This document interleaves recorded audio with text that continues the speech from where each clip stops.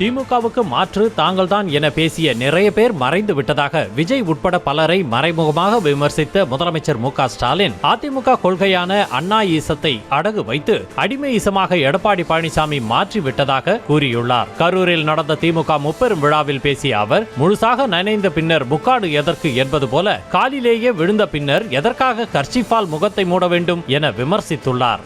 தமிழ்நாட்டு வளர்ச்சியை மாற்றி பின்னாடி எழுத்திட போறாங்களா? நம்ம கொள்கைகளை விட சிறந்த கொள்கையை யாராவது பேசுறாங்களா? மாற்றம் மாற்றம் என்று சொன்ன எல்லாரும் மாறினாங்க, மறைஞ்சு போனாங்க. ஆனா திமுக மட்டும் மாறல. தமிழ்நாட்டு மக்கள் மனசிலிருந்து என்றைக்கும் மறையல. நம்முடைய கொள்கை அண்ணாயிசம்னு சொன்னாங்க. அதை இப்ப பழனிசாமி அவர்கள் அடிமையிசம்னு மாத்தி அமித்ஷாவே சரணம்னு மொத்தமா சரண்டர் ஆகிட்டார். முழுசா நடந்த பிறகு முக்காடு எதுக்குன்னு கேட்பாங்க. அந்த மாதிரி நேற்று டெல்லியில கார் பாரி மாறி போன பழனிசாமியை பார்த்து இப்ப எல்லாரும் என்ன சொல்றாங்க தெரியுமா? காலிலே விழுந்த பிறகு முகத்தை மூட கர்ச்சீஃப் எதுக்குன்னு தான் எல்லோரும் கேட்கறாங்க.